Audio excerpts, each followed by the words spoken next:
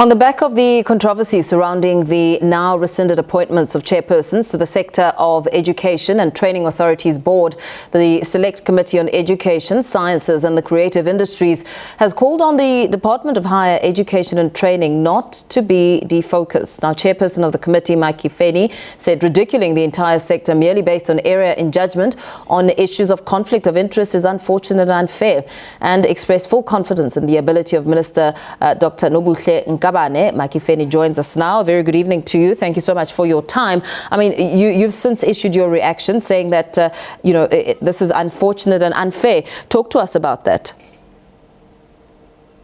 Good evening, ma'am. Good evening also to the viewers. Yes, indeed.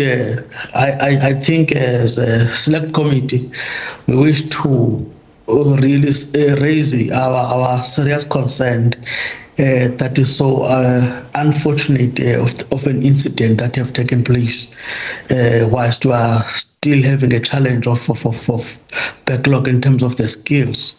So as a select committee on higher education, we're saying that this should have not been the situation that we find ourselves into.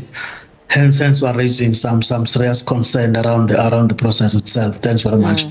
Now, these appointments caused chaos during the committee meeting last week. I mean, sparking an immediate outcry. MPs were demanding answers. They were unhappy about this. You've said that the appointment of the SETA's boards and board chairpersons should not be basis for claims of corruption. Can I ask why not?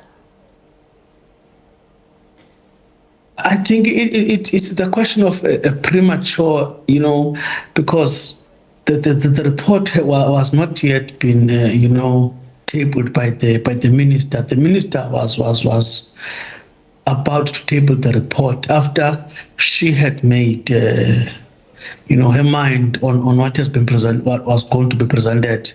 So at that moment, really, hence was saying it was not at the moment of squabbling. It was just a moment of just sobering the situation up, allow the necessary process to unfold.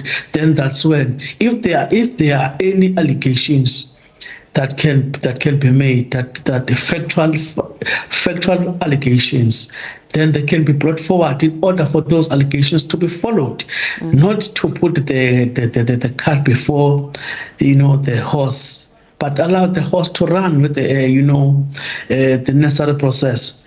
Indeed, it has been a concerning issue of this task, but necessary processes are being followed of investigations, and then those who are held liable, can be taken on task. So hence we felt that as a committee that this was an unnecessary situation that we've put ourselves into as Parliament. So we really need the matter to be taken to its logical conclusion. Yeah, because the storm actually broke out after leaked information.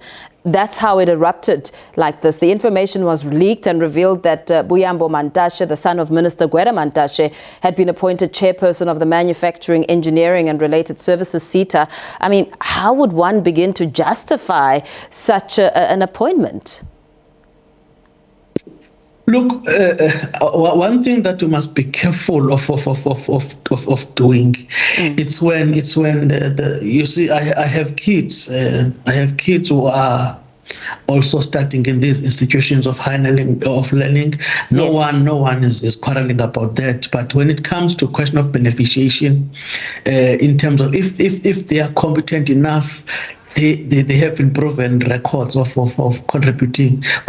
I don't foresee any particular reason, but with respect to this scenario that we are confronted with, this case that is in front of us, I think we should have allowed the process. Hence, I'm applauding the quick response of the minister, because there was no other way that the minister could have responded, because even if it was not going to be the situation, but a reckless and then really, leakage that have been done shows really that there are people who are hell-bent on undermining the good work that the department has been embarking on in this process. So if the question of who was going to be the chair or not, I think it's water under the bridge now. Hence, we are saying, let us open this process for everyone who qualifies, every citizen, as per the Constitution, who qualifies to participate in this process, to partake, in this process now, because on that one is just unfortunate situation. Hence we're arguing that it is an unfortunate situation that we find ourselves discussing now. I mean, you say it's a reflection of those who are hell-bent on undermining good work, but what if one would argue that perhaps it was important to have this transparency and really make sure that the process is recollaborated and that it's overseen by an independent panel, which is what I understand will happen this time around now that the minister has withdrawn the appointments. What kind of candidates do you believe need to be selected for this board? Candidates who qualify, needs to be selected. I think there is a criteria that needs to be followed that puts necessary requirements of a person that have necessary skills and expertise. I think that what is important. A person that is going to be accountable in terms of, because what we have been encountering with regard to these boards, you discover that a lot of men have been just disappearing without any consequences. Yeah. So with this one, I think that independent panel that was doing that particular job to the minister, because it is not the minister was going to oversee. If the minister was satisfied in terms of what the process by the independent panel was, then we should have allowed to see how the minister was going to have acted. Hence, I'm saying it's the reckless and unpatriotic, elements that have leaked that, information without even understanding what will be the minister's final decision on what has been presented. Because the work of the panel, that the so-called is an NSF panel that was, I think, on the 12th of March.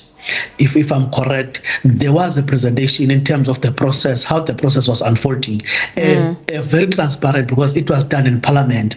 So now it really frustrates now when we're about to finalize the process. The process is hijacked, If it was really just that transparent, pardon me, Mr. Feni, if it was really as transparent as you say, why were MPs up in arms? Why was there chaos when this was meant to be passed then? I mean, it doesn't make sense. I mean, it seems there's a contradiction between what you're saying and what the MPs are revealing. No. If you have listened to the MPs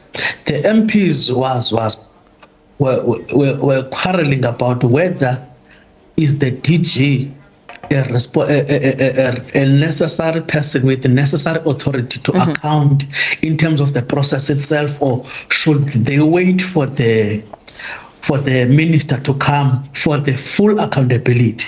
Hence, I'm saying, instead of waiting for the minister to come and account, then we can say that there was no transparency. This is in terms of the law that we are following as parliamentarians, not to make a DG to take the lead on the process of the minister. The minister must take should have taken a full responsibility of this process, not the way it has happened. Hence, I'm saying I'm applauding, the minister to take this decisive decision. Because if the minister was not accountable, transparent to the citizens, she should have taken a different approach of going and then accounting and then defending anything that the citizens were not feeling good, and forcefully justify it with legislation. But instead of doing that, the minister took a very, very, progressive decision of saying, look, you are quarreling about the process that has not yet even arrived at you. You do not know what will be my thinking, what will be my final decision in terms of what is presented. We cannot falter the minister at this moment on what we do not know what will be the final decision of the minister. So it's unfortunate. As I'm saying, it's a serious element that must be followed. Whoever leaked it must be taken on task, because now is putting a disrepute into the citizens of this country, which is, is unfortunate. Hence, yes. We hear you. Thank you very much. Thanks for weighing in on the conversation. Unfortunately, our time has run out, but we do thank you for your time. Makhi Feni, who's the chairperson of the committee there, giving us some reaction to the appointments that caused chaos during the committee meeting last week.